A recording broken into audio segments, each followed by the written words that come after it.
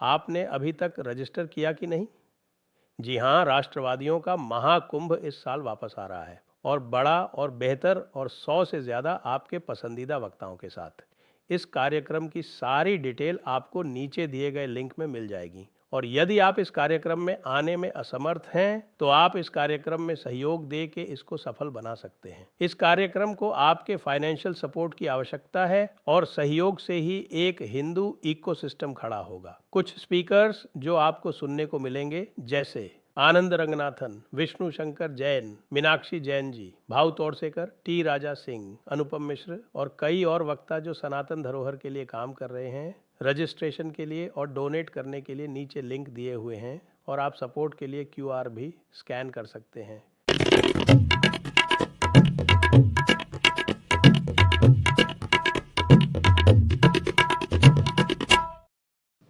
नमस्ते, आप सभी का स्वागत है आज के इस कार्यक्रम में।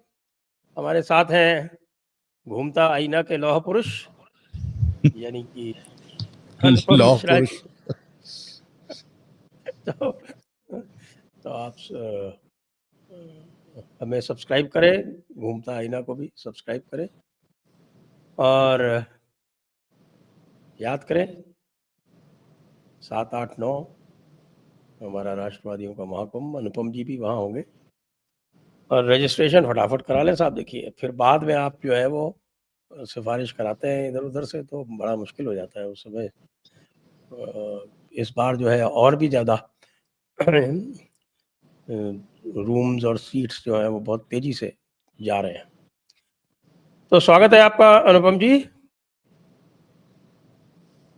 नमस्कार साहब, थैंक यू। तो ये साहब, ये सुप्रीम कोर्ट जो है ये एंटी PDA हो गया है क्या? ये हवा क्यों निकालने पे लगा हुआ है ऑपोजिशन की? हर मामले में हवा निकाल देता है।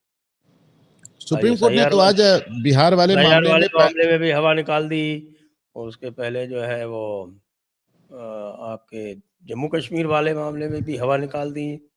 ये हो क्या रहा है? लेकिन आज सुप्रीम कोर्ट ने 65 लाख लोगों की सूची जारी करने के लिए कहा है, जो वो तो सर पहले से ही है, उसको खाली ओपन करना है, वो कोई खास बात नहीं है। एक फॉल बैक ऑप्शन होता है ना, वो फॉल बैक ऑप्शन रखा हुआ था ECI ने कि ये कहेंगे तो कर देंगे, उसमें कोई नहीं। बहुत बढ़िया है भाई, सुप्रीम कोर्ट ने 15 नाम मांगे थे, आप 15 नाम तो दे नहीं पाए। और दो तो लाए थे, उसको भी सुप्रीम कोर्ट ने कह दिया कि वो ड्रामा, और जो रिकॉर्ड पे होगा उसी को देखेंगे हम। इलेक्शन कमीशन रोज अपना फॉर्म अपना शेयर करता है और उसमें दिखाता है 00000। किसी भी दल ने एक भी आदमी प्रेजेंट नहीं किया कि साहब इसका नाम छूट गया। तो चलिए ठीक है, लेकिन राहुल गांधी एक बात समझ गए कि साहब ये मामला गड़बड़ा गया है। देखिए, मैं कल अपने चैनल पे भी यही कह रहा था कि राहुल गांधी को समझ में आ गया कि हमारा ये एटम बम भी मैंने अपने ही पैर पे फोड़ लिया है। तो और आप देखिए, वो एक ऑनलाइन फॉर्म भरवा रहे थे कि वोट चोरी बर्दाश्त नहीं है वगैरह वगैरह। वो ऑनलाइन फॉर्म भरने से मल्लिकार्जुन खड़गे और प्रियंका वाड्रा ने मना कर दिया। तो उन्होंने अपने नहीं सुनिए, तो उन्होंने इसको ऑनलाइन शेयर भी नहीं किया। इसको ऑनलाइन शेयर वही लोगों ने किया, पवन खेड़ा, सुप्रिया श्रीनित वगैरह वगैरह ने। तो उनके फॉर्म को लोगों ने शेयर भी नहीं किया। फिर राहुल गांधी ने भी उसको शेयर करना बंद कर दिया। और प्रियंका वाड्रा ने तो कल उनको मैं लगातार कह रहा हूं कि इस समय राहुल गांधी 3 तरफ जंग लड़ रहे हैं। नंबर 1, वो भारत की जनता से जंग लड़ रहे हैं, उनको डांट रहे हैं, तुम लोग को वोट देना नहीं आता, तुम लोग समझ नहीं रहे हो, मैं ही प्रधानमंत्री मटीरियल हूँ। दूसरी तरफ वो पार्टी में लड़ रहे हैं। पार्टी में आप देखिए, शशि थरूर और मनीष तिवारी वगैरह तो जाने दीजिए। आपने देखा कि कर्नाटक में मंत्री ने ही, मतलब जिस बैंगलोर में उन्होंने दावा किया था उसी बैंगलोर से उनकी पूरे अभियान की हवा निकाल दी और राहुल गांधी को उनको बर्खास्त करना पड़ा। और तीसरी जंग वो रिजाइन भी नहीं करने दिया, रिजाइन नहीं करने देना है। राहुल गांधी ने सिद्धारमैया को फोन करके कहा कि रेजिग्नेशन नहीं देना चाहिए, आई वांट हिम डिसमिस्ड। और वो तो दलित नहीं होता, ट्राइबल नहीं होता, तो अभी तक पार्टी से भी निकाला जा चुका होता। और फाइनली उनको अपने परिवार के अंदर भी एक लड़ाई लड़नी पड़ रही है, क्योंकि प्रियंका गांधी अब इस बात को पूरी तरह समझ चुकी हैं कि मम्मी और भैया जेल जा रहे हैं नौशहराल वाले मामले में, पति भी जेल जा रहा है अपने हरियाणा वाले मामले में, तो मेरे पास समय भी बहुत रहेगा। और सबसे बड़ी बात, कांग्रेस पार्टी में गांधी सरनेम की बात, वही मैं इकलौती वारिस बचूंगी। तो प्रियंका गांधी भी बहुत स्ट्रेटेजिक प्ले कर रही हैं वो अपना राहुल गांधी के साथ प्रदर्शन में खड़ी हुई, फिर फिलिस्तीन की फेवर में एक पोस्ट मारा और सीधे हिमाचल प्रदेश में अपने बंगला निकल गई। तो राहुल गांधी यहाँ अपने अस्तित्व की लड़ाई लड़ रहे हैं और बहन चली गई हिमाचल प्रदेश अपने बंगले में आराम कर रहे हैं। अब आप इसको सोच के देखिए, मैं लगातार कह रहा हूँ कि बाप, ये जब से लड़की हूं लड़ सकती हूं वाला अभियान प्रियंका गांधी ने उत्तर प्रदेश में चलाया था, तभी एकदम साफ नजर आ गया था कि everything is not okay between brother and sister. वो भले ही कितना पब्लिक डिस्प्ले ऑफ अफेक्शन करें, पर दोनों के बीच में मामला बिल्कुल भी ठीक नहीं है। और प्रियंका गांधी ने कल हिमाचल प्रदेश जाके राहुल गांधी को कह दिया तुम जानो तुम्हारा काम जाने। तो राहुल गांधी इसमें थोड़ा पैनिक किया, उन्होंने कहा मामले को डाइवर्ट किया जाए, ये तो सब कुछ मेरे सर पे ही सारे एटम बम फूट रहे हैं। तो उन्होंने साहब सावरकर वाले मामले में पहले तो ये एप्लीकेशन लगवा दी कि मेरी जान को खतरा है गोडसे के वंशजों से। फिर उसके बाद उनमें उनका मजाक उड़ने लगा कि यार ये तो कहते थे मैं डरता नहीं, मैं झुकता नहीं। तो अच्छा, मजाक ही नहीं उड़ने लगा, वो गोडसे के वंशजों से जान का खतरा कह के उन्होंने अपने ऊपर एक और मानहानि का मुकदमा ले लिया। कहा साहब अब तो एक और मुकदमा हो जाएगा। तो उसके बाद उन्होंने अपने वकील से बयान दिलवाया कि नहीं साहब ये सब तो मैं अपनी मर्जी से कह रहा था, राहुल जी का कोई लेना देना नहीं है, मैं तो उसके बाद मैं अपनी एप्लीकेशन वापस ले रहा हूँ। तो राहुल गांधी एज यूजुअल परेशान हैं। उनको थोड़ी बहुत अब उम्मीद जो रह गई होगी तो समाजवादी पार्टी से रह गई होगी, जिसने आज 14 महीने बाद अजय राय को प्रधानमंत्री नरेंद्र मोदी के खिलाफ विजेता घोषित कर दिया है। तो अब उनको उम्मीद है कि जल्दी सपा उनको प्रधानमंत्री भी घोषित कर देगी। लेकिन साहब ये जो सपा वाले जो पीडीए वालों के साथ में कर रहे हैं, ये तो बड़ा कष्टकारक है। सपा वाले भी भाई देखें, एक मोटी सी बात समझें, जिस तरह की लाइन अखिलेश यादव ने पकड़ी है, अब वो मजबूरी की बात अलग है, पर पसंद तो वो यादवों को भी नहीं आ रही है। वो भी साहब कहते हैं ठीक है हम पॉलिटिकली जरूर हैं इनके साथ, हमारी पार्टी है समाजवादी पार्टी, हमें और कुछ समझ में नहीं आता, लेकिन अखिलेश भैया को क्या जरूरत है, वो कभी कुंभ को गाली देते हैं, कभी सनातन को गाली देते हैं, कभी रामचरितमानस जलवाते हैं, इन्हें हो क्या गया है हमारी समझ के बाहर है। अखिलेश यादव एक दिन गाली देते हैं, अगले दिन मंदिर में साष्टांग लेटे नजर आते हैं। एक दिन वो ब्राह्मणों को गाली देते हैं, दूसरे दिन ब्राह्मणों से हजारों साल का रिश्ता बता देते हैं। यादवों को इटावा में उकसाते फिर कह देते हैं कि ये यादव जो पिट रहे हैं पिटने दो, ये भाजपा के यादव, मुझसे कोई लेना देना नहीं है। तो अखिलेश यादव को मैंने बहुत पहले कहा था कि he is a confuse person. उनकी पूरी राजनीति एक राजनीतिक कंफ्यूजन की शिकार है, उन्हें खुद नहीं मालूम। वो खुद आके वीडियो पे कहते, खुद आके कहते हैं, उनसे कोई पूछता भी नहीं, फिर भी आप कहते हैं कि देखिए मुझे भगवान पे भरोसा है, पर मैं पूजा पाठ के चक्कर में नहीं पड़ता, ना मैं पूजा करता हूँ ना मेरी पत्नी डिम्पल पूजा करती है। फिर उनके उस बयान की चर्चा होती है तो उसके एक महीने बाद वो रुद्राभिषेक करते हुए अपना फोटो लगा देते हैं, वो लंबा चौड़ा रुद्राभिषेक जिसको करने में अच्छे अच्छों के पसीने छूट जाए। तो मतलब आप सोच कर देखें। और तो और अखिलेश यादव तो पिछले 2 साल से वो रक्षाबंधन का फोटो भी पोस्ट नहीं कर रहे हैं। पहले रक्षाबंधन पे वो फोटो पोस्ट करते थे, समाजवादी पार्टी की तमाम महिलाएं आके उनको राखी बांधती थी। तो अब तो उनको इतना विरोध लगने लगा कि उन्होंने रक्षाबंधन की फोटो भी पोस्ट करना बंद कर दिया। राहुल गांधी ने पोस्ट भी किया तो पता चला कि वो प्रियंका वाड्रा की वायनाड की जीत की फोटो थी, जिसमें वो मिठाई खा रहे थे, उसको उन्होंने रक्षाबंधन कह के पोस्ट कर दिया। प्रियंका गांधी नहीं पोस्ट किया, राहुल गांधी ने किया। तो और अब ये देख जो फतेहपुर वाला मामला हुआ, अब ये देखिए फतेहपुर में मैं तो चूंकि यहाँ जहाँ से बैठा हूँ, यहाँ से 120 किलोमीटर फतेहपुर है, और तो मैं तो उस इलाके को बहुत अच्छी तरह जानता हूँ। अब स्थानीय लोगों का कहना है ये ठाकुर जी का मंदिर है, आप बनावट देख लीजिए, साफ नजर आ रहा है, बकवास है, हम तो साहब जन्माष्टमी यही मनाएंगे कह रहे थे। और उसमें तमाम लोग शामिल थे, उसमें यादव भी शामिल थे, उसमें समाजवादी पार्टी के लोग भी शामिल थे। अब वहां पे मुस्लिम पक्ष ने शिकायत की, इन्होंने अपनी पार्टी में बर्खास्तगी शुरू कर दी है। तो एक खान साहब ने शिकायत की और चौहान साहब बर्खास्त हो गए। फिर वो पूजा पाल लेके चौहान साहब ये नौनुआ चौहान थे क्या? हाँ हाँ हाँ हाँ, ये वही जो ओबीसी वाले, ओबीसी चौहान जो होते हैं वो उनको बर्खास्त कर दिया। तो पीडीए का पहला विकेट तो ये गिरा। फिर भाई पूजा पाल, आप मुझे बताएं, मुश्किल से 2 हफ्ते की शादी में वो विडो हो गई थी पूजा। मतलब पूजा पाल को तो हम लोग बहुत जमाने से देख रहे हैं ना, और राजू पाल ने अतीक अहमद के भाई को हराया था। उसके बाद राजू पाल जो बसपा का तत्कालीन विधायक था, उसको दौड़ा दौड़ा कर गोली मारी गई पूरे शहर में। मेडिकल कॉलेज में जब उसकी बॉडी लेके पहुंचे तो वहां हिला के देखा जिंदा है कि नहीं, 2 गोली वहां भी मारी गई। तो पूजा पाल आप सोचकर देखे कि वो क्यों नहीं कहेगी कि अतीक अहमद को मारना ठीक हुआ, वो क्यों नहीं कहेगी माफिया को मिट्टी में मिला दिया ठीक किया। अब उसने इतना कह दिया तो उन्होंने उसको भी पार्टी से निकाल के बाहर कर दिया, और तमाम तरह की बातें भी। समाजवादी का हाथ माफिया के साथ। हाँ, अच्छा पूजा पूजा ने भी बड़ी इंटरेस्टिंग बात कही। उन्होंने कहा मुलायम सिंह तो हमेशा से इस तरह की बातें करते थे। अखिलेश भैया से मुझे थोड़ी उम्मीद थी, अब ये भी उसी रास्ते पे चल दिए, मैं क्या करूं। तो वो अच्छा ये वो टाइम था जब राजू पाल की हत्या के बाद मुलायम सिंह ने इलाहाबाद आकर कहा था, इलाहाबाद इसलिए कह रहा हूं क्योंकि तब प्रयागराज का नाम इलाहाबाद था। उन्होंने आके कहा था अतीक अहमद गंगा मैया से ज्यादा पवित्र है। तो हाँ, हाँ, बहुत ये प्रसिद्ध है वोट, उक्ति है उनकी। हाँ, और उसके बाद जो चुनाव हुआ था राजू पाल की हत्या के बाद, वो जीता था अतीक के भाई अशरफ ने। और उसमें वोट मांगने कौन आया था? उसमें वोट मांगने आई थी जया बच्चन, जया बहादुरी। और वो अपना आंचल फैला के कह रही थी कि मैं इलाहाबाद की बहू हूं, मुझको मुंह दिखाई में मेरे देवर अशरफ के लिए वोट चाहिए। तो आप सोचिए इसको जरा से। तो वो जो ये इनकी प्रवृत्तियां हैं उन लोगों को धक्का मारने वाली, वो सब उनके देवर और जेठ के प्रताप से ही मिली है क्या? नहीं नहीं है, ये कहना एकदम गलत होगा। अमिताभ बच्चन ने जया बच्चन के साथ रहना 30 साल पहले छोड़ दिया था। वो अमर सिंह ने बताया था एक बार कि साहब वो 3 दशक से अलग रह रहे हैं, इसीलिए जया बच्चन के बंगले के नाम प्रतीक्षा है और अमिताभ बच्चन ने बंगले के नाम जलसा। तो आप देखिए। तो अमिताभ बच्चन ने बहुत पहले ही जया से दूरी बना ली थी और अभिषेक भी अलग रहने लगे थे और फिर ऐश्वर्या भी अलग रहने लगी। जया बच्चन को वो उनका अपना नैसर्गिक गुण है, इसके लिए अतीक अहमद को दोष नहीं दिया जा सकता। तो वो तो देखते हैं किस तरह लेकिन ये बदतमीजी करती रहती। अमिताभ बच्चन कैसे फंस गए चक्कर में, ये नहीं समझ में आया। अब चलिए, होता है। हमारे तो कहा जाता है कि marriages are made in heaven, शादियां तो आसमान में तय होती हैं, यहाँ तो तलाक होता है। तो वो कम से कम उन्होंने वो नहीं किया।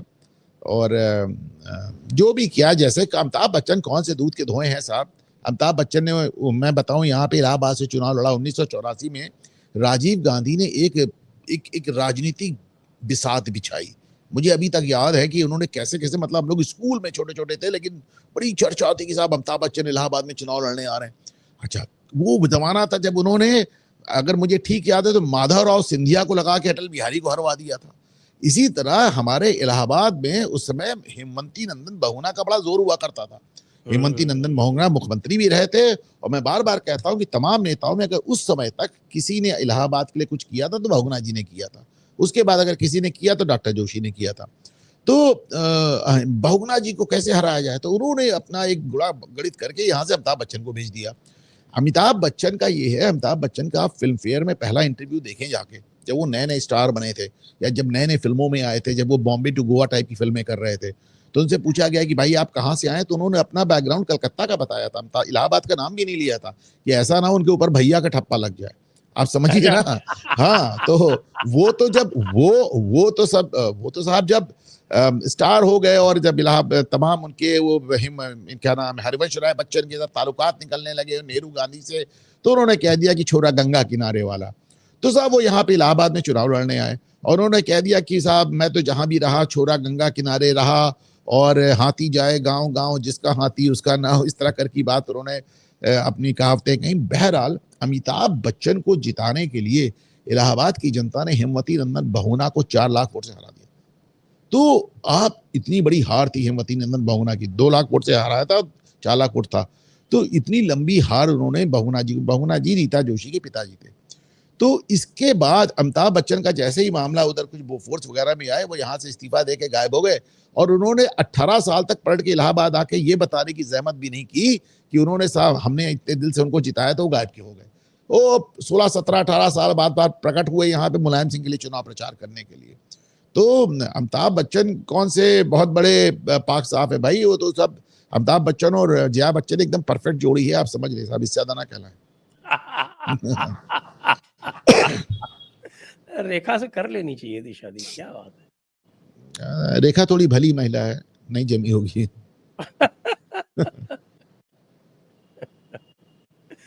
अच्छा, तो ये जो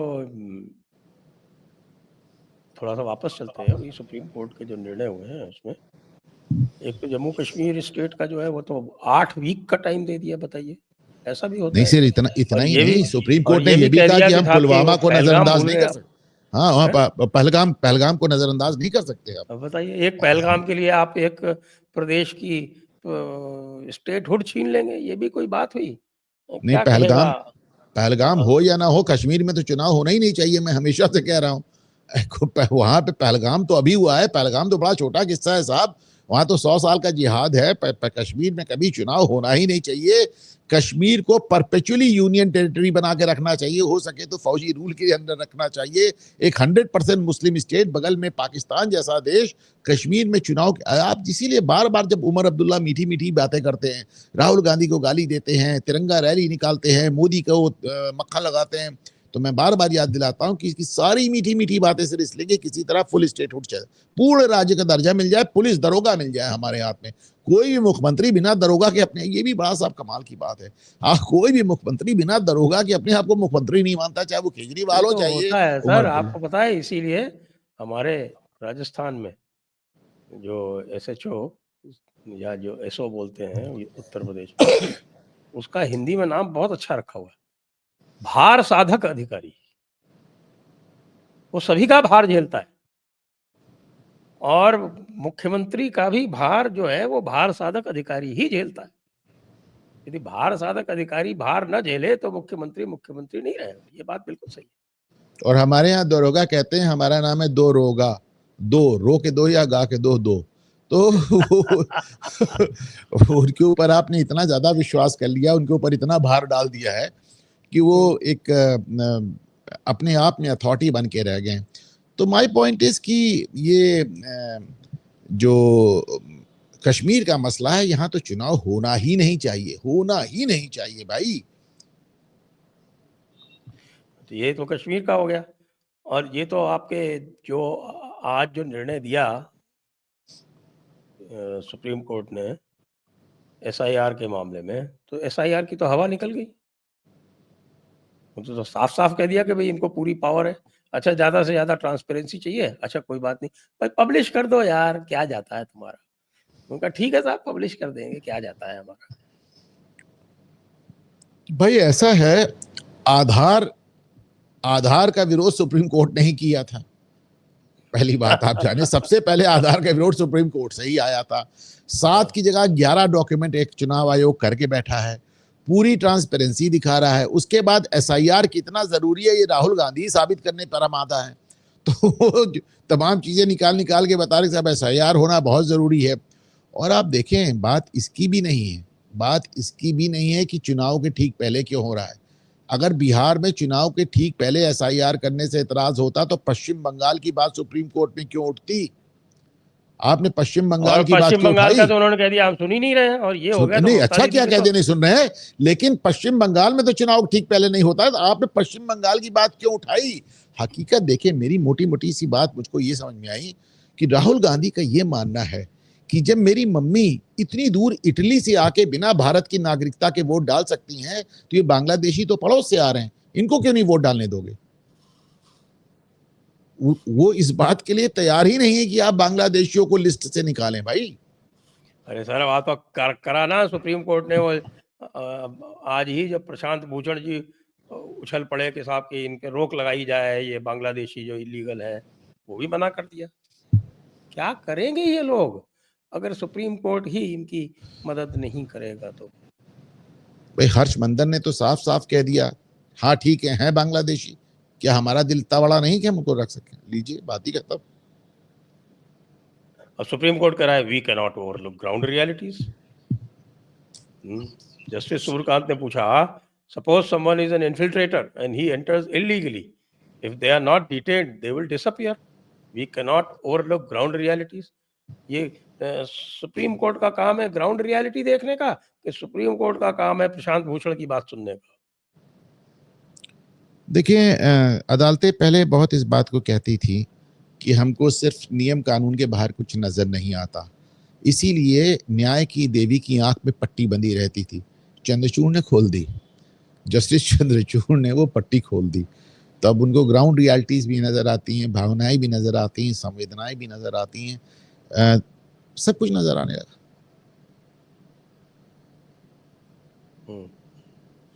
तो ये तकलीफ देह बात है। ममता दीदी क्या करेंगी ये बताइए आप? उन्होंने तो हालांकि इलेक्शन कमीशन को कह दिया साफ साफ कि मैं नहीं करूंगी। मुख्य चीफ सेक्रेटरी को बुला लिया गया, और मुझे सबसे अधिक आश्चर्य तब हुआ जब चीफ सेक्रेटरी पहुंच गया इलेक्शन कमीशन में और पहुंच के पेश हो गया, और पेश होने के बाद डांट भी खा ली। अब आगे जाके क्या करेगा पता नहीं। नहीं, देखिए, दो बातें। ममता बनर्जी को सिर्फ ये तय करना है कि SIR कौन कराएगा, वो कराएंगी कि राष्ट्रपति शासन में होगा, क्योंकि ये तो असंभव है ना संजय सर कि इलेक्शन कमीशन पूरे देश में इलेक्टोरल लिस्ट का रिवीजन करे और पश्चिम बंगाल को छोड़ दे। तो ममता बनर्जी की तमाम बातों से लगता है जैसे वो स्वतंत्र देश की प्रधानमंत्री हैं। जब वो कहती हैं कि बंगाल भारत से अच्छे संबंध चाहता है, तो ऐसे लगता है कि वो चीन जैसे, पाकिस्तान जैसे एक अलग देश की प्रधानमंत्री हैं। लेकिन इलेक्शन कमीशन इसको अफोर्ड नहीं कर सकता ना कि पूरे देश में इलेक्टोरल रोल्स का रिवीजन हो और वेस्ट बंगाल छूट जाए। तो अगर ममता ये स्टैंड लेती हैं तो फिर वो राष्ट्रपति शासन जिसको केंद्र ने हर हालत में बर्दाश्त किया है कि ना लगाना पड़े, फिर केंद्र द्वारा भी उसको लगाए जाने की एक बाध्यता हो जाएगी। फिर कोई और तरीका साहब बचेगा नहीं। आप भी जानते हैं चुनाव आयोग के पास अपना स्टाफ नहीं है, जिस राज्य में जाता है वहीं के कर्मचारियों से काम लेता है। लेकिन अगर आप उनको इस तरह धमकी दे रही हो कि तुम हमारे कर्मचारी हो, तुम्हारा चुनाव आयोग से कुछ लेना देना नहीं, तो फिर तो ये असंभव वाली बात कह रही है ना ममता। और बड़ी मजेदार बात यह कि ममता बनर्जी बनी थी बांग्लादेशी घुसपैठियों का विरोध करके।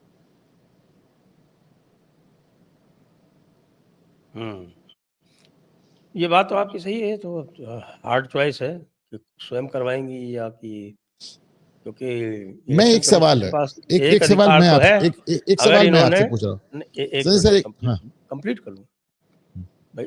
समस्या ये है कि भाई अगर इलेक्शन कमीशन ने कह दिया कि साहब कि हम चुनाव नहीं करवा सकते ममता बनर्जी के रहते, और चुनाव की तारीख टल गई, तो ऑटोमेटिक हो जाएगा, कुछ करना ही नहीं पड़ेगा। ऑटोमेटिक प्रेसिडेंट्स रूल लगाना पड़ेगा। उसके बाद फिर रोल्स रिवाइज होंगे और उसके बाद फिर चुनाव होगा। उतने दिन तक राष्ट्रपति शासन रहेगा। अब तो सेकेंड फेज में चले गए ना कि विधानसभा की अवधि निकल जाए और इलेक्शन कमीशन चुनाव ही नहीं करा पाए।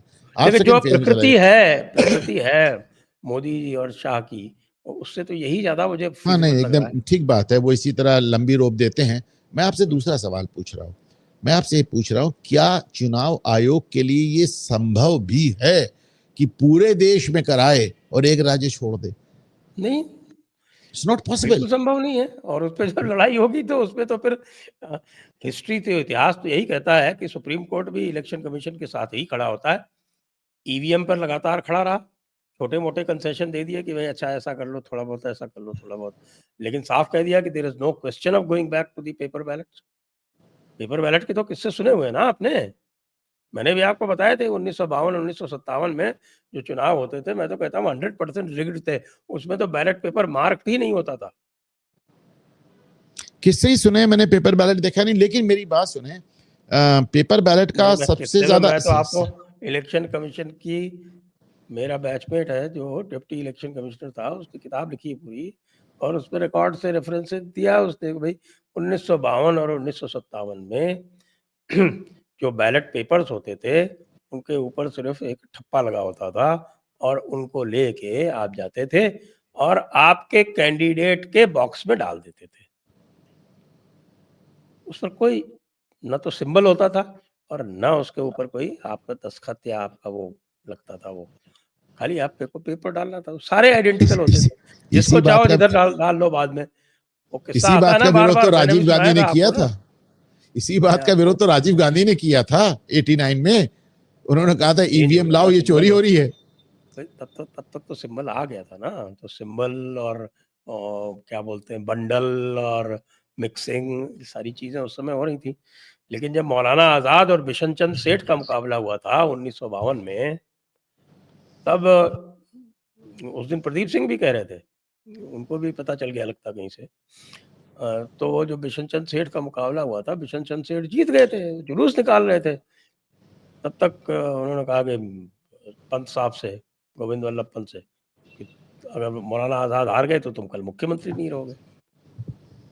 तब उन्होंने कहा कि भाई कुछ करो। और तो पंत साहब शंभूनाथ ने यही टंडन बात जी हैं, कलेक्टर से कही। उनकी किताब में लिखा हुआ है। पंत साहब ने यही बात कलेक्टर से कह दी। पंत ने यही कलेक्टर से कह दी। कह रहे हैं कि खुद ने नहीं करी, वो शंभूनाथ टंडन थे उनके, कोई इन्फॉर्मेशन एडवाइज़र जो भी थे, उनसे कहलवाई कि साहब आप भी नहीं रहोगे। आईसीएस थे, लेकिन वो आईसीएस नहीं रहोगे आप। तो उन्होंने वो कह दिया कि साहब रिकाउंट होगा, और रिकाउंट में उधर से उठाए, उधर से डाल दिए। बाद में कुछ हो भी नहीं सकता। ये 1957 के बाद मैं तो ये कहता हूँ कि 1952 का इलेक्शन तो 100% रिग्ड था, और किसी तरह से ये जीत नहीं सकते थे। इतना रोष था नेहरू के विरुद्ध उस समय पार्टीशन के बाद, और जो भी इन्होंने जो है हिंदुओं के साथ किया था और मुसलमानों को ज़बरदस्ती रोका था, तो इनके पास ये बहुत अच्छा मौका था, इन्होंने किया उसका। खैर, ये कह सकते हैं कि साहब हम तो वही कर रहे थे जो अंग्रेज़ करते थे। अंग्रेज़ों के ज़माने में जो होता था वो हमने कंटिन्यू कर दिया। आखिरकार थे तो अंग्रेज़ों के ही पिट्ठू। जी। भाई वो वोट चोरी, इलेक्शन बदल देना, जीता कोई और, जीता किसी और को डिक्लेयर कर देना, मौके पे ये सब करना, ये सब और भी किस्से आए हैं। पर आज जो किस्सा आ रहा है वो तो अद्भुत है ना। आज तो चुनाव के 14 महीने बाद नरेंद्र मोदी को हारा हुआ और अजय राय को जीता हुआ डिक्लेयर किया जा रहा है। इसको मतलब how do you define this, कि आप चुनाव के 14 महीनों के बाद ये क्या ड्रामा हो रहा है। देखिए अजय राय का जुलूस निकल रहा है जीता हुआ, और नरेंद्र मोदी को हारा बताया जा रहा है। बस सर्टिफिकेट लेने की देर है। अब पता नहीं इलेक्शन कमीशन इनकी सर्टिफिकेट देगा कि नहीं देगा। सर्टिफिकेट नहीं मिलेगा, लेकिन ओथ लेने की कोशिश ये फिर भी करेंगे, देखेगा आप। नहीं भाई, राहुल गांधी का अल्टीमेटली है क्या, वो तो बांग्लादेश टेम्पलेट लागू करना चाहते हैं ना भारत में, कि जिस तरह से बांग्लादेश में पूरे इलेक्शन को डीलेजिटिमाइज करके और उसके बाद ये घोषित कर दिया गया कि साहब कि ये सब फ्रॉड है, और उसके सहारे फिर डीप स्टेट, अमेरिकन सीआईए, इनका सबका सहारा लेके और हटा दिया गया हसीना को। तो यही इनकी कल्पना और इनके जो जिसको कहते हैं इनकी जो आकांक्षा, उत्कट आकांक्षा यही है कि इसी प्रकार से हटा के हम आ जाए, और एक बार आ जाए तो फिर दोबारा फिर चुनाव नहीं होने दें। इंदिरा गांधी को ये बहुत गलत मानते हैं कि हमारी दादी ने एक ही काम गलत किया कि इमरजेंसी डिक्लेयर करने के बाद में चुनाव दोबारा करवा दिया। भाई देखिए, ऐसा तो है नहीं कि कोई लुकी छिपी बात है। अभी 2 दिन पहले मनोज झा ने कहा जो बांग्लादेश में हुआ वो यहाँ होगा। उसके बाद आपको याद होगा जब बांग्लादेश में ये हरकत हुई थी, उसके तुरंत बाद सलमान खुर्शीद का बयान आया था। सलमान खुर्शीद कोई छोटे मोटे नेता तो है नहीं, कांग्रेस सरकार के विदेश मंत्री रहे हैं, सोनिया गांधी के बहुत खास रहे हैं, और बाटला हाउस कांड में सोनिया गांधी का जो दर्द बयान किया था वो सलमान खुर्शीद ने ही किया था कि साहब देखे रोने लगी बुरी तरह, और उन्हीं की वीडियो का जिक्र कर रहे थे अमित शाह उस दिन संसद में। तो सलमान खुर्शीद ने बांग्लादेश में सत्ता पलट के तुरंत बाद कहा था कि ये बात अब उसमें भारत में होगी। तो उनका कोई लुका छिपा एजेंडा नहीं है, वो तो खुलेआम डंके की चोट पे कह रहे हैं।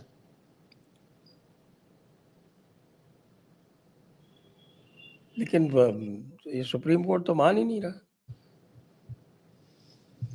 एक बात और समझ लीजिए, ये बात मैं अपने चैनल पे 1000 बार कह चुका हूं, आज फिर कह रहा हूं कि लोगों को मानना पड़ेगा कि न्यायपालिका भी एक कोई होमोजीनियस एंटिटी नहीं है। न्यायपालिका में जैसा जज, जैसा मिजाज, जैसी विचारधारा, वैसा फैसला है। देखिए आप, एक दिन में एक सुप्रीम कोर्ट की बेंच कहती है तीस्ता सीतलवाड़ के खिलाफ मुकदमा करो, और दूसरी बेंच रात को जमानत दे देती है। उसी सुप्रीम कोर्ट में ऐसा नहीं है कि अलग अलग टाइम फ्रेम की बात हो रही है कि फलाने जज ने तब कहा और ढिकाने जज ने 10 साल बाद फैसला बदल दिया, ऐसा नहीं है भाई, बिल्कुल नहीं। और दूसरी बात, सुप्रीम कोर्ट में भी बड़ी चर्निंग चल रही है।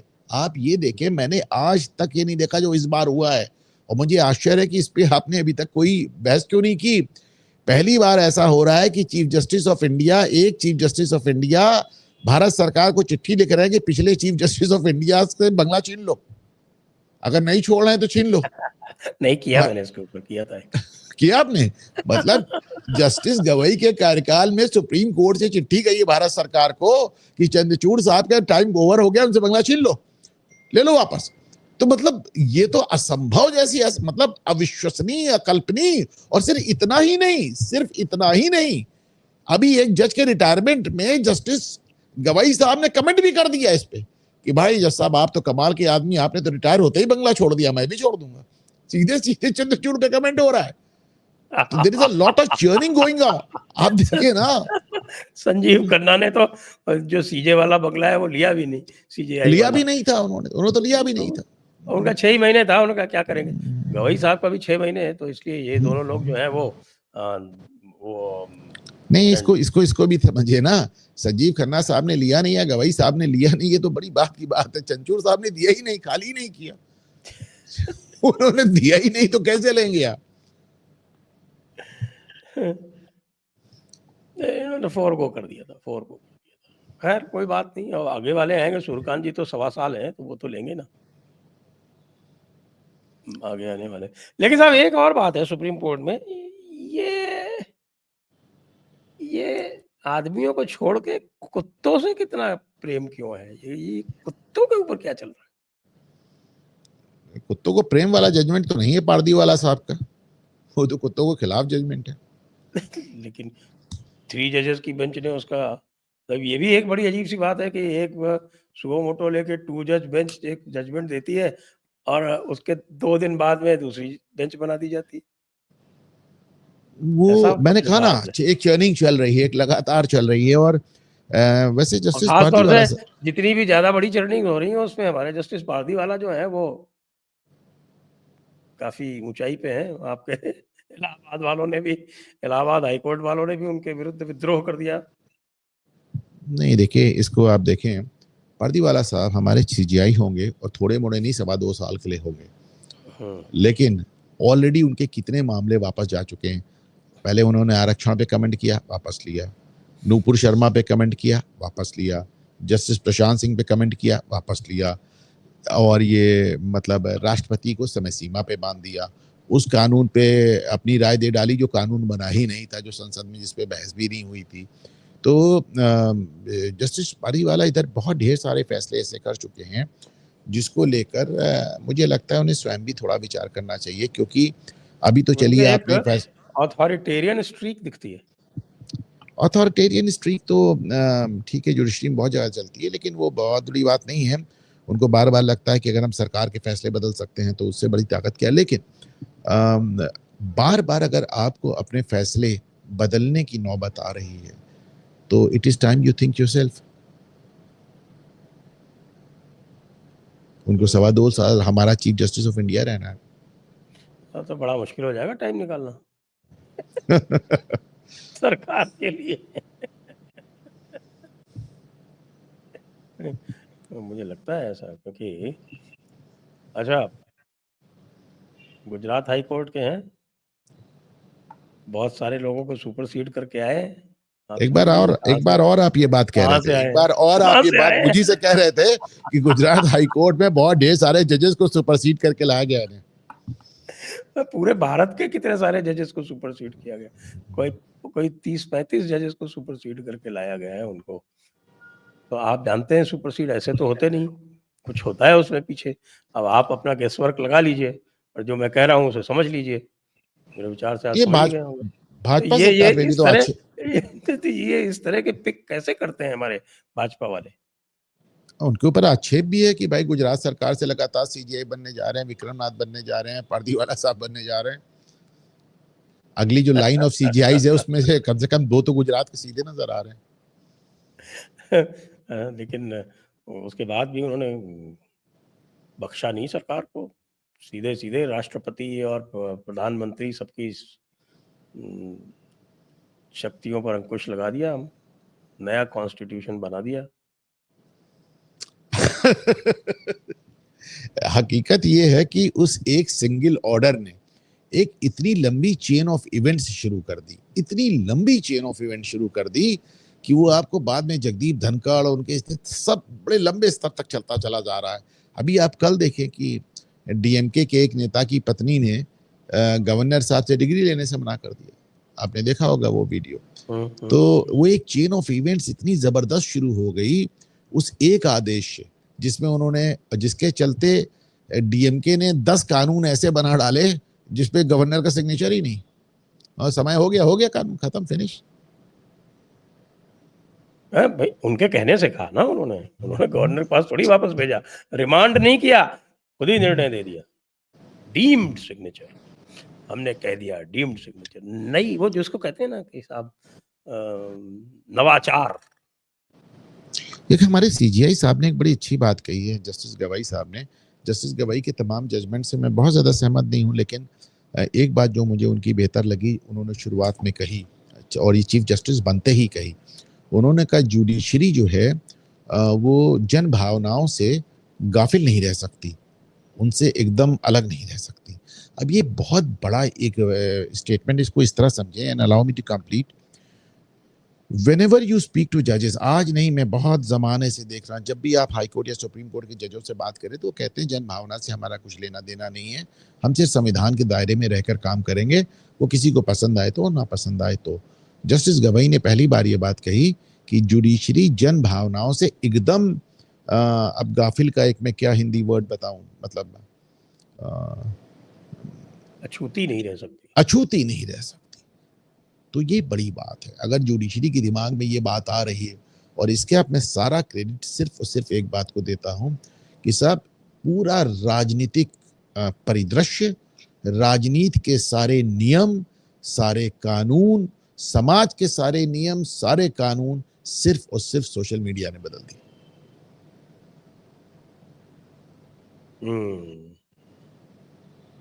सोशल मीडिया जिसके, वो सोशल मीडिया जिसके हम और आप इस समय हिस्सा हैं और बात कर रहे हैं। हाँ बिल्कुल, बात कर रहे हैं। चलिए एक और विषय लेते हैं, और वो लेते हैं कि साहब ये जो वो मोदी जी का है जो ऑर्केस्ट्रेटेड विरोध अंतरराष्ट्रीय स्तर पर,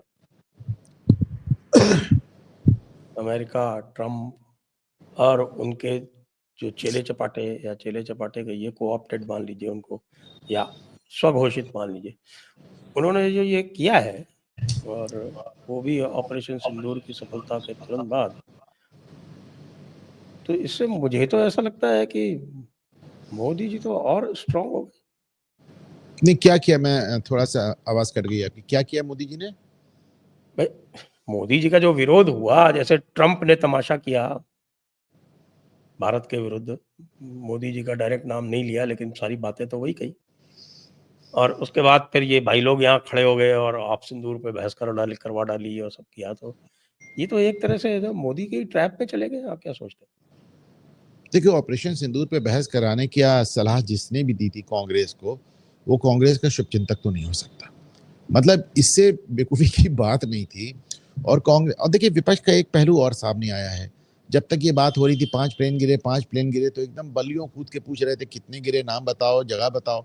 और जब हमारे वायुसेना प्रमुख ने आके बता दिया अब कौन कौन से प्लेन कहाँ कहाँ गिरे थे, किस तरह उन्होंने 350 किलोमीटर दूर से मार के विश्व रिकॉर्ड बनाया, उसके बाद से एकदम सबके मुंह पे एकदम दही जम गया, एकदम सन्नाटा। कोई, बल्कि इन्होंने सबने मिलकर वायुसेना प्रमुख की प्रेस वार्ता को एक तरह से नजरअंदाज कर दिया, इग्नोर कर दिया, और अपने चेले चपाटियों से कहा, जैसे वो करण थापर जो है वो वायर पे एक इंटरव्यू लेके आ गया कि नहीं साहब वायुसेना प्रमुख भी झूठ बोल रहे हैं, खुद तो नहीं कहा लेकिन इन चेले चपाटियों से कहलाना शुरू करा दिया। तो ये एक बड़ी अजीब सी बात है कि ऑपोजिशन कैसा ऑपोजिशन है साहब, वो भारत के नुकसान की संभावना से एक्साइटेड हो जाता है और भारत की जीत से हतोत्साहित हो जाता है। किस तरह के लोग हैं, एकदम, मतलब दुनिया भी देख रही है इसको, people can see for themselves। तो ये बड़ा गजब। जहां तक डोनाल्ड ट्रंप की बात है, मेरा साहब एक धारणा है, मैं पहले इसको कॉन्स्पिरेसी थ्योरी, खुद ही अपने मुंह से अपनी ही बात को कॉन्स्पिरेसी थ्योरी कहता था, लेकिन आज मैं आपके सामने भी इसको प्रस्तुत कर रहा हूं और आपका विचार चाहता हूं। डोनाल्ड ट्रंप ने 3-4 महीने के अंदर अमेरिका के हर मित्र देश को शत्रु बना लिया। जितने मित्र देश थे जिनसे 50, 60, 70 साल में दोस्ती बनी थी, चाहे फिर कनाडा हो, इंग्लैंड हो, यूके हो, फ्रांस हो, जितने जितने आपके मित्र देश थे आपने सबको नाराज कर लिया। जितने शत्रु देश थे सिर्फ उन्हीं को रिलीफ दी। जैसे चाइना के लिए आपका जो वेवर है बढ़ता जा रहा है, रशिया के लिए रशिया को आप आधा यूक्रेन सौंपने को तैयार हैं। तो सारे मित्र देशों को शत्रु बनाया, सारे शत्रु देशों को ताकतवर किया। 2 बातें। तीसरा, अमेरिका को गृह युद्ध के मुहाने पे पहुंचा दिया। खुद खड़े होके कहते हैं वॉशिंगटन ये डल्टी और डिस्गस्टिंग राजधानी है, वॉशिंगटन डीसी के लिए कहते हैं, असुरक्षित कहते हैं, अनसेफ कहते हैं, और अमेरिका को गृह युद्ध के मुहाने पे। तो आपने सारे मित्र देशों को शत्रु बना दिया, सारे शत्रु देशों को मदद किया और अमेरिका को गृह युद्ध के मुहाने पर पहुंचा दिया। मुझे जो बार-बार लगता है कि साहब बहुत समय तो हुआ नहीं इनको जर्मनी से आए हुए। तो पहले 2 विश्व युद्धों में फर्स्ट वर्ल्ड वॉर और सेकंड वर्ल्ड वॉर में जर्मनी के साथ जो किया इन एलाइड फोर्सेस ने, मुझे लगता है ट्रम्प साहब का जर्मन खून जोश मार रहा है और वो इस समय ट्रोजन हॉर्स की तरह अमेरिका के अंदर रह के मतलब जिस देश ने जर्मनी के साथ गलत किया था उन सबको पसीना छुड़वा रहे हैं, उन सबको ठीक कर रहे हैं। आप कहने का मतलब है कि वो हिटलर के वंशज भी हैं और स्वयं उनमें जो हिटलर के गुण हैं वो भी उपस्थित है। अंदाज तो उनका एकदम प्रो हिटलर है। आप देखें हिटलर भी ऐसे नहीं बोलता होगा जैसे ट्रम्प बोलते हैं। तो अंदाज तो उनका बिल्कुल हिटलर है, लेकिन कहीं ना कहीं ऐसा लग रहा है जैसे वो जर्मनी का बदला ले रहे हैं साहब। पहले 2 विश्व युद्धों का मतलब उन्होंने पूरे यूरोप की ऐसी तैसी कर रखी है और तो और जमाने बाद कई मतलब 20-30 सालों में बैठ के अमेरिका और भारत की जो थोड़ी बहुत बात बनी उस पर भी आप देखिए अजीब सी बातें वो करते रहते हैं। तो डोनाल्ड ट्रम्प का कुछ समझ में आ नहीं रहा है और मुझे और कोई थ्योरी समझ में नहीं आती उनकी इस बहके बहके बिहेवियर के पीछे। बहके बहके बिहेवियर के पीछे जो है वो ब्रेन प्रॉब्लम भी हो सकती है। आज ही एक सीमा सिरोही का एक आर्टिकल आया है, वो कह रहा है कि साहब कि वो पूरा का पूरा जो राइट विंग है वहाँ का जो मागा क्राउड है, वो मागा क्राउड तो रैबिडली एंटी हिंदू है। वो तो सब आपके क्रिश्चियन एक्सट्रीमिस्ट का ग्रुप है और वो तो कह रहे हैं कि साहब कि इंडियंस ये तो बड़े अजीब लोग हैं with funny gods and strange practices and bad religion, इस तरह की बातें हो रही हैं और H1B वालों के खिलाफ।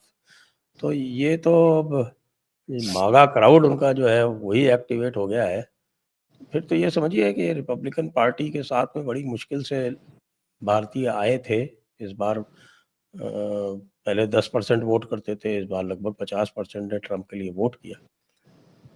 लेकिन ट्रम्प और उनकी जो क्राउड है उसने तो इंडियंस को, इंडियंस अच्छी खासी संख्या है, about 6 million voters. 6 million voters, 6 million voter एक 350 मिलियन कंट्रीज में काफ़ी होते हैं।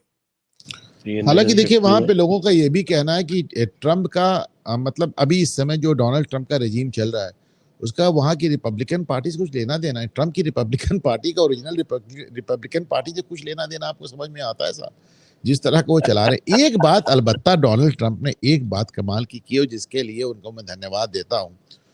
उन्होंने देश के दुनिया के सबसे पुराना लोकतंत्र जो अपने को क्लेम करता है उन्होंने दिखा दिया। लोकतंत्र नहीं, वो भी एकदम राजशाही की तरह चलता है जहां पे राष्ट्रपति एकदम बादशाह होता है, राजा होता है और सबको अपने हिसाब से हाँकता रहता है। ना कांग्रेस की कोई से है, ना सेनेट की कोई से है, किसी की कोई से नहीं है। बंदा अपने हिसाब से पूरी दुनिया को हाँक रहा है। हाँ, बिल्कुल बिल्कुल बिल्कुल यही है। इस ना मतलब इस तरह लेकिन तो इंदिरा गांधी ने इमरजेंसी में भारत को नहीं चलाया था जैसे ये ट्रम्प चला लेकिन रहा साहब अमेरिका को। आप इम्पैक्ट देखिए, इम्पैक्ट देखिए कि भारत का जो पूरा जो डिफेंस इकोसिस्टम है वो इस समय एनर्जाइज्ड है, चार्ज्ड है। स्टैंडर्ड एंड पुअर ने आज भारत की रेटिंग अपग्रेड कर दी। ये कहा कि साहब कि इनका टैरिफ वैरिफ का कोई असर नहीं है, इंडिया इज वेरी रेजिलिएंट। ये कह के आज अभी मुझे लगता है कि S&P के CEO को भी ट्रम्प डिसमिस कर देगा ये कह के कि तुमने इंडिया को अपग्रेड कैसे कर दिया। ये नहीं, होने वाला है। मैं तो मानता हूं कि साहब ब्रिक्स बनाया था चीन ने, भारत ने, रूस ने, पर उस ब्रिक्स में सीमेंट डाला है ट्रम्प ने। उस ब्रिक्स पे सीमेंट डाला है ट्रम्प ने। अभी तक ब्रिक्स इतना इतना प्रासंगिक था नहीं जितना ट्रम्प ने उसको बना दिया। अब उनकी जो है वो ऑनलाइन मीटिंग होने जा रही है और ब्राजील वाले जो है वो तो बिल्कुल ताल ठोक के तैयार बैठेंगे, ऐसी तैसी तुम्हारी समझ क्या रखा हमको ये तुमने, बात भूलना नहीं वो, चाहिए वो कि कॉफी नहीं बेचेगा। कि डोनाल्ड ट्रम्प के राष्ट्रपति रहते पहली बार दुनिया में यह बहस हो रही है कि क्या अमेरिका का जमाना खत्म हुआ। पहली बार ओपन बहस हो रही, अंदर अंदर ओपन तो बात बहस हो रही। करते रहते थे हम लोग, लेकिन अब ये जब सब राष्ट्राध्यक्ष ओपन में बात करने लगे हैं तो इसका मतलब तो भाई ट्रम्प ने जरूर कुछ ऐसा काम किया है। ही शुड बी थैंक भाई और एवरीबॉडी। एक बात और देखें, मोदी को छोड़ के ऐसा कोई राष्ट्राध्यक्ष, कोई प्रधानमंत्री, राष्ट्रपति बचा नहीं जिसको इन्होंने सामने जलील ना किया हो, नाम ले लेके गाली ना दी हो। बिल्कुल। अब पुतिन का भी देखिए, अभी कल उनकी मीटिंग होने वाली है, उसके बाद क्या फायरवर्क्स होते हैं। आज धमकी दे रहे थे कि मेरे मीटिंग के बाद भी अगर ट्रम्प पुतिन नहीं सुधरे तो अच्छा नहीं होगा। अरे क्या अच्छा नहीं होगा, क्या बिगाड़ लोगे यार? हाँ, इतने दिनों में क्या बिगाड़ दिया तो क्या बिगाड़ लिया? हाँ, अलास्का जा रहे हो, कह रहे हो रशिया जा रहे हैं, शर्म भी नहीं आती।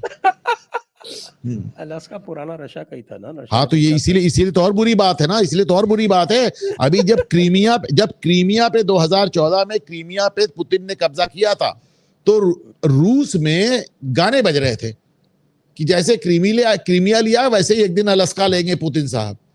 और ये खुद ही अलास्का, हाँ, और आप खुद ही अलास्का को रशियन कह रहे हैं साहब। मतलब मैं रशिया में, मेरे फ्रेंड से बता रहे थे कि साहब जब क्रीमिया लिया था तो वहां पे एक देशभक्ति का एकदम ज्वर आ गया था कि साहब जैसे क्रीमिया लिया वैसे एक दिन अलास्का वापस ले लेंगे, गलती से बेच दिया था। और वैसे भी देखिए, जिस जार ने बेचा था अलास्का बेचने के बाद उसकी हत्या हो गई। पब्लिक सेंटिमेंट बहुत खराब था, पब्लिक सेंटिमेंट इसके खिलाफ था। अगर मुझे ठीक नाम याद है तो उसका नाम अलेक्जेंडर सेकंड था, और उसका मर्डर हो गया था। इसके बाद उसको और बम फेंक दिया गया था। अलास्का को कोई जमाने में रशिया का स्वर्ग कहते थे, आज वो अमेरिका का खजाना हो गया। तेल मिल गया, सब कुछ मिल गया। और खाली $8.7 मिलियन में बेचा था। आवाज कट गई साहब, क्या बताया आपने? $8.7 मिलियन में बेचा था। 7.2 मिलियन डॉलर, 2 सेंट प्रति एकड़। 2 सेंट प्रति एकड़, मतलब इससे ज्यादा पैसा तो मुलायम सिंह यादव, शिवपाल यादव के कॉलेज को जमीन जब आवंटित करते थे, इससे ज्यादा पैसा ले लेते थे। और यार इससे ज्यादा पैसा तो उन्होंने रामपुर में जब आजम खान को जमीन दी, इससे ज्यादा ले लिया साहब। दैट रिमाइंड्स मी, आज आजम खान जी अपना जन्मदिन सेलिब्रेट कर रहे हैं जेल में। तो चलिए आज की चर्चा को अब यहीं पर विराम देते हैं। सभी दर्शकों को बहुत बहुत धन्यवाद, अनुपम जी को बहुत बहुत धन्यवाद। जय हिंद, जय भारत, वंदे मातरम। वंदे मातरम।